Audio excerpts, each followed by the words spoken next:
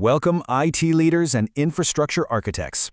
Today, we're diving into a massive paradigm shift in data center design. We are moving rapidly away from compute-bound setups and heading straight into a completely memory-bound era. We'll be looking closely at NVIDIA's latest innovations and exactly how you can re-architect the very foundation of your AI factories to survive this shift. It's an absolutely crucial turning point for your infrastructure strategy. Here is our roadmap for this explainer. We'll quickly cover the new AI bottleneck, the KV cache and the memory wall, innovation through MCSP, elevating storage to active memory, the flash multiplier and ROI, and finally, future AI infrastructure principles. Let's get right into it. Section 1. The new AI bottleneck. To really grasp the crisis happening in current data centers, we first have to understand how AI behavior has fundamentally changed under the hood. Well, you see, we're no longer just processing simple, stateless, one-shot queries. Modern AI has evolved into autonomous, agentic workflows. We're talking about continuous loops of observing, planning, and acting that require massive amounts of state data to be retained over days or even weeks. It completely changes the compute paradigm. Because of this, success is now dictated by how efficiently you can manage that massive state data.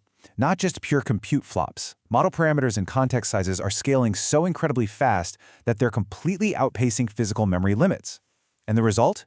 Your remarkably expensive GPUs are just sitting there completely idle, waiting for data.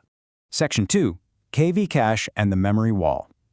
This huge shift from batch training to real-time inference brings us directly to a very severe physical constraint. Think of your GPU's high bandwidth memory, or HBM, as a lightning-fast but incredibly narrow disk. It gives you unprecedented speed, for sure. But when a massive AI context overflows that tiny workspace, the entire system grinds to a halt. It slams right into what we call the memory wall. As these long context agents require constant, rapid, short-term memory retrieval, the explosive growth of this key value or KV cache creates an unsustainable amount of physical and economic pressure. It's quite literally cracking existing HBM structures. So here's the absolute kicker. As you try to scale up to support tens of thousands of concurrent users, restricting all that state data to your fixed HBM capacity forces a massive, uncontrollable explosion in your total cost of ownership. You end up buying whole accelerator systems just for the memory. Section 3. Innovation through ICMSP. To break this bottleneck, NVIDIA introduced a totally revolutionary architectural decoupling strategy with their Vera Rubin platform. To make this work, we have to completely redefine storage. ICMSP, which stands for the Inference Context Memory Storage platform, essentially takes passive data silos and elevates them into an active, ultra-dense, high-speed memory tier that provides data center scale context capacity. By technically decoupling these operations, ICMSP offloads the latency-sensitive, memory-bound decode phase directly to high-density SSDs.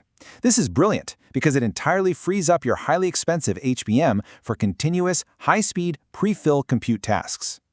Section 4. Elevating storage to active memory.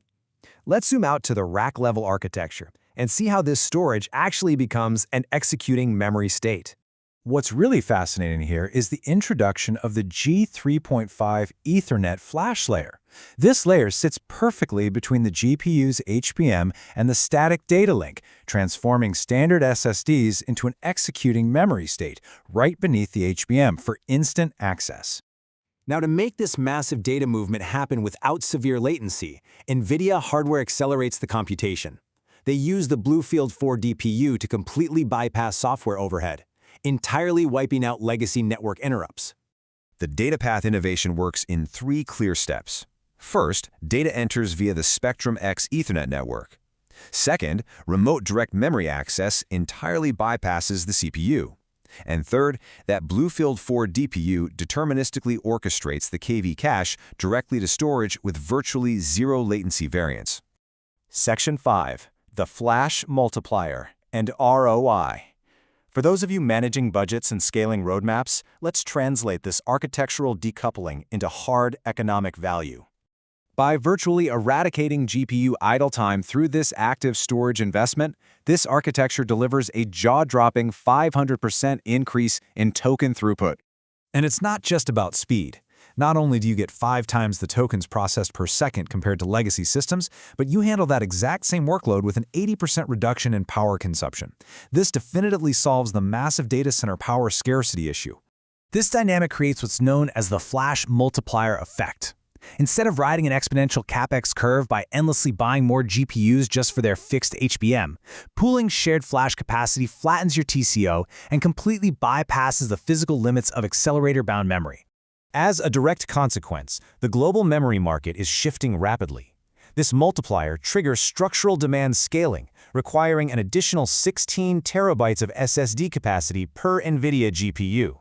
Enterprise SSDs are now the absolute central lever for AI economic viability. Section 6. Future AI Infrastructure Principles. As we wrap up this explainer, we need to look at how you as IT evaluators should provision your infrastructure for the next 3 years. You really have to abandon traditional storage metrics. Moving forward, you need to optimize your AI factories strictly around 3 pillars of active AI infrastructure: ultra-high-density rack configurations, strict token per watt power efficiency, and absolutely predictable latency to keep those GPUs constantly running. The paradigm has irreversibly shifted from pure compute power to dynamic context memory. So the ultimate question you have to answer is this: is your data center ready to cross the new memory wall? Will your next infrastructure investment break through it, or will you be permanently trapped behind it?